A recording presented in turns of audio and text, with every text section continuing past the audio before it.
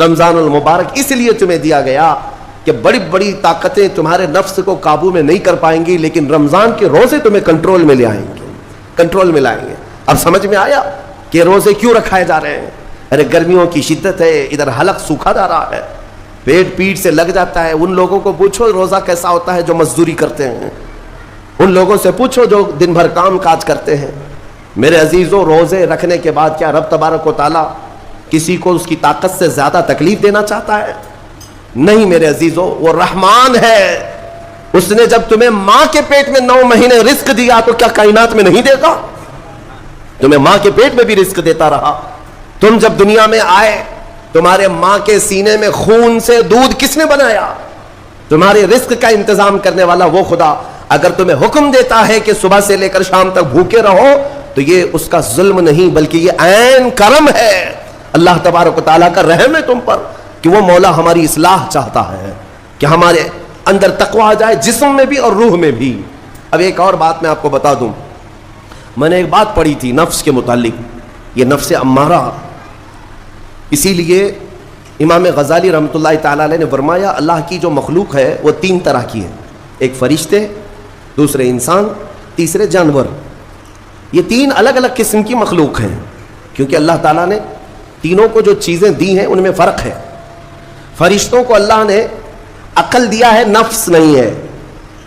نفس، شہوت، برائی کرنے کی خواہش فرشتوں کے اندر ہے ہی نہیں، وہ سوچ بھی نہیں سکتے برائی کرنے کا۔ فرشتوں کو اللہ نے عقل دیا ہے، اور عقل عزت والی چیز ہے۔ اور جانوروں کو اللہ نے نفس دیا ہے، عقل نہیں، عقل والے نہیں ہیں جانور، عقل والے نہیں، لیکن نفس ہے، شہوت ہے، شہوت بھی ہے، نفس بھی۔ لیکن انسان ایک ایسی مخلوق ہے جسے اللہ نے عقل بھی دیا ہے، نفس بھی دیا ہے۔ مطلب یہ ہے کہ تمہیں اللہ نے ایک چیز فرشتوں والی دی ہے، ایک چیز جانوروں والی بھی دی ہے، دونوں تمہارے اندر ہے، عقل بھی ہے، نفس بھی ہے۔ لیکن امام غزالی فرماتے ہیں توجہ، جو بندہ نفس ہونے کے باوجود گناہوں سے اپنے آپ کو بچا لیا وہ بندہ فرشتوں سے بھی افضل ہے۔ کیوں؟ فرشتے اس لیے بچے ہوئے ہیں کہ ان کے پاس نفس ہے ہی نہیں، اور تم بچ رہے ہو تو کمال کی بات ہے، نفس ہوتے ہوئے بھی گناہ سے بچ گیا تو اس انسان کا مقام فرشتوں سے بھی اعلیٰ ہے۔ لیکن ساتھ ہی امام غزالی یہ بھی فرماتے ہیں عقل ہونے کے باوجود اگر گناہوں سے نہیں بچتا تو پھر وہ جانوروں سے زیادہ ذلیل ہے، کتے اور خنزیر سے بھی گیا گزرا ہے، کیونکہ جانور تو بیچارہ معذور ہے، اسے عقل نہیں ہے، نفس ہے۔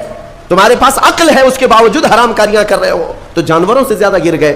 فیصلہ تمہارے ہاتھ میں ہے کہ تم کون سی زندگی گزارنا چاہتے ہو، کون سی، کہ تم نفس کے پجاری بن جاؤ یا عقل کا صحیح استعمال کر کے فرشتوں والی صفات پر عمل کرو۔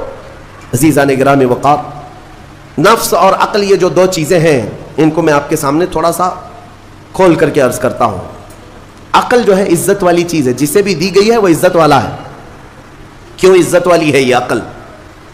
پوری دنیا میں عقل کا ہی تو کمال ہے، جس کے پاس عقل ہے وہ بادشاہ ہے، جس کے پاس عقل ہے وہ لوگوں کو ہانکتا ہے، پوری دنیا کو ادھر سے ادھر کر سکتا ہے، عقل۔ اور نفس جو ہے، نفس برائیوں کی طرف بلانے والا، عیاشی کی دعوت دینے والا، موج مستی کرانے والا اور اپنے آپ کو تباہ کروانے والا۔ اچھے بھلے نوجوان، 25 سال کی کڑیل جوانی ہے، کون ہے جو انہیں نشے کے اڈے پر لے جاتا ہے؟ کون ہے جو ان کو تباہ و برباد کرتا ہے؟ نوجوان کو اچھی طرح سے معلوم ہے کہ میں کوکین، افیون، ہیروئن لوں گا تو میرے جسم کے ساتھ کیا ہوگا، اسے معلوم ہے، لیکن اس کے باوجود عیاشی کروانا یہ نفس کی عادت ہے۔ کسی کے اوپر نفس غالب آتا ہے، کسی کے اوپر عقل غالب آتی ہے۔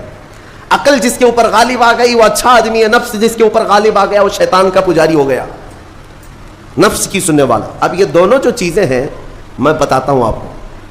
روایت میں ملتا ہے کہ جب اللہ نے عقل کو بھی پیدا کیا اور نفس کو بھی پیدا کیا تو اپنے سامنے حاضر کیا، عقل سے پوچھا کہ اے عقل بتا میں کون ہوں اور تو کون ہے؟ عقل نے کہا یا ربی انا عبدک وانت ربی، اے اللہ میں تیرا بندہ ہوں اور تو میرا رب ہے۔ عقل نے کیا کہا؟ میں تیرا بندہ ہوں اور تو میرا رب ہے۔ اللہ نے عزت سے نوازا، اقرار کیا نا بندہ ہونے کا، عقل نے اقرار کیا۔ پھر نفس کو بلایا، نفس سے پوچھا بتا میں کون ہوں اور تو کون ہے؟ نفس نے کہا انت انت انا انا، تو ہے میں ہوں۔ یہ غرور تھا نفس کے اندر۔ یہ گھمنڈ تھا نفس کے اندر کہ میں ہوں. نفس جس کے اندر غالب آتا ہے وہ آج بھی یہی کرتا ہے, میں ہوں, کسی کے سامنے کیا جھکنا ہے. تو حکم ہوا کہ اس نفس کو 100 سال جلایا جائے. 100 سال جلایا گیا, اس کو عذاب دیا گیا نفس کو. 100 سال بھگتنے کے بعد, آگ کی تپش بھگتنے کے بعد اسے پھر لایا گیا نفس کو. اللہ تعالیٰ نے پوچھا, اے نفس بتا میں کون ہوں اور تو کون ہے. نفس نے کہا انت انا انا, تو ہے میں ہوں. غرور نہیں ٹوٹا, گھمنڈ نہیں ٹوٹا. حکم ہوا اللہ کی طرف سے فرشتوں کو, اس نفس کو اب 100 سال تک بھوکا اور پیاسا رکھا جائے, کوئی چیز نہ دی جائے. اسے سخت سزا دی گئی. بھوک اور پیاس کی نفس کو کوئی چیز نہیں دی گئی. 100 سال کے بعد پھر اس کو حاضر کیا گیا, پوچھا گیا بتا کون ہوں میں. نفس نے کہا اے اللہ تو میرا خدا ہے, میں تیرا بندہ ہوں. فرمایا بزرگوں نے کہ نفس کو اگر کوئی جھکا سکتا ہے تو وہ بھوک ہے, اسی لیے مولا نے رمضان کے روزے تم پر فرض فرمایا. نفس کو جھکا سکتے ہو, نفس کو کنٹرول میں لا سکتے ہو تو بھوک کے ذریعے سے. ہاں, یہ بھوک اور پیاس یوں ہی نہیں دی گئی ہے. دنیا اگر سمجھتی ہو کہ مسلمانوں کو یہ بھوکا اور پیاسا رکھوایا جا رہا ہے تو انہیں کیا خبر ہے کہ روح کسے کہتے ہیں, نفس کسے کہتے ہیں. جو آلریڈی غلاظت میں پڑے ہوئے انہیں کیا سمجھ ہے. لیکن الحمدللہ ہمارا تصور ہے آخرت کا, ہمارے ہاں تصور ہے جنت کا, ہمارے ہاں تصور ہے جہنم کا, اللہ کی بارگاہ میں حساب کا. اس لیے ضروری یہ بن پڑتا ہے کہ ہم اپنی دنیا میں ہی اصلاح کریں. میرے عزیزوں, اس نفس کی جو تباہ کاریاں ہیں اس سے بچنا ہر نوجوان کے لیے ضروری ہے. تم روزوں کو ہلکے میں مت لو. اس سے پہلے بھی میں کہا کرتا تھا, آج پھر سے میں ریپیٹ آپ کے سامنے کہتا ہوں, مسلمان کے لیے روزے جو فرض کیے گئے آپشنلی نہیں ہے میرے عزیز. یہ آپشنلی نہیں ہے, اختیاری نہیں ہے. جسے چاہے وہ رکھے, جسے چاہے وہ چھوڑے. ہاں, ہمارے یہاں معاشرہ ایسے ہی ہے نا. ہاں, صبح اٹھ کر کے لوگ پوچھتے رہتے ہیں روزہ ہے, روزہ ہے. کیوں پوچھ رہے ہو روزہ ہے؟ مسلمان ہے تو روزہ فرض ہے, روزہ فرض ہے. اگر میں آپ کو پوچھوں اچھا لگے گا؟ انسان ہو اچھا لگے گا, سامنے دکھ تو رہا ہے انسان ہے, پھر کیا پوچھنا ہے. مسلمان کے لیے روزہ ایسا ضروری ہے جیسے اس کے لیے انسان ہونا ضروری ہے. وہ روزے چھوڑتا کیوں؟ ہاں, چند ہی چیزیں ہیں جہاں تخفیف دی گئی ہے شریعت میں. وہ سفر ہے یا مرض ہے, ایسا مرض کہ جس سے وہ نہیں برداشت کر پاتا, اس میں اللہ تعالیٰ نے اسے چھوٹ دی ہے, رخصت دی ہے. یا حاملہ عورت ہے, یا دودھ پلانے والی عورت ہے, یا پھر اب بہت سارے لوگ ایسے ہیں جو ہٹے کٹے ہیں, تندرست ہیں, توانا ہیں, روزے چھوڑے ہوئے ہیں. میرے عزیز, سب ہونے کے بعد اگر روزہ چھوڑنے کی کسی کو رخصت ہے نا, تو وہ صرف ان عورتوں کو جن کی ماہواری آتی ہے مہینے میں یا بچے کے بعد, حیض و نفاس والی عورتوں کے لیے روزہ نہیں ہے. تو میں ان لوگوں سے پوچھتا ہوں, کیا تمہاری بھی ایسی کیفیت ہے جو تم روزہ چھوڑے گھوم رہے ہو؟ ناپاک ہو, ناپاکی آئی ہے؟ نہیں ہے تو پھر کیوں روزہ چھوڑتے ہو؟ ایک روزے کو چھوڑنے کی سزا حدیث میں بتائی گئی 900 سال دوزخ میں رکھا جائے گا. 900 سال.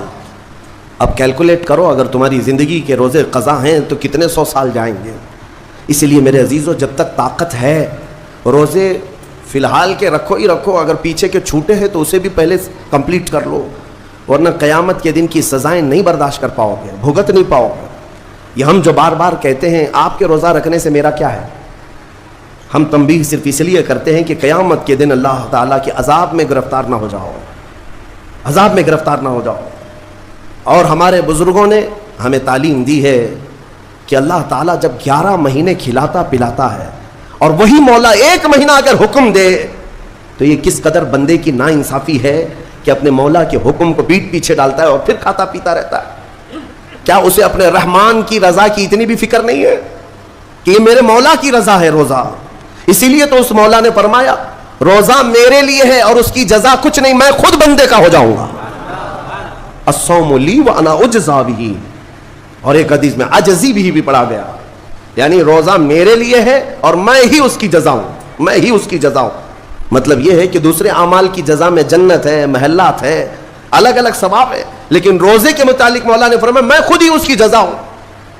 تجھ سے تجھی کو مانگ کر مانگ لی ساری کائنات, جس کا خدا ہو گیا اس کی ساری کائنات.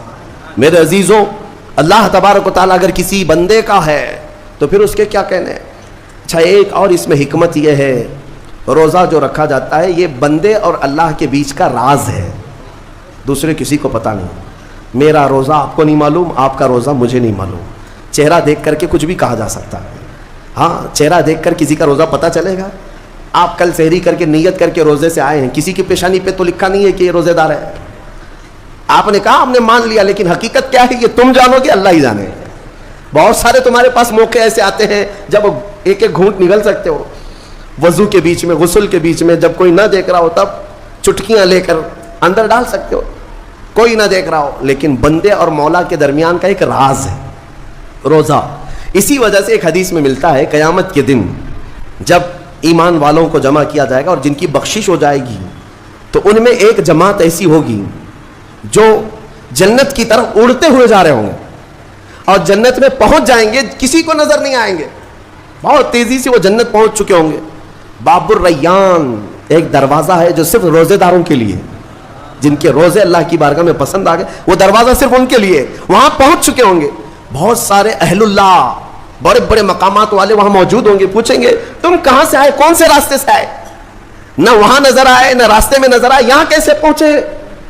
تو وہ کہیں گے کہ اللہ تبارک و تعالیٰ نے ہمیں روزوں کی وجہ سے یہ مقام دیا.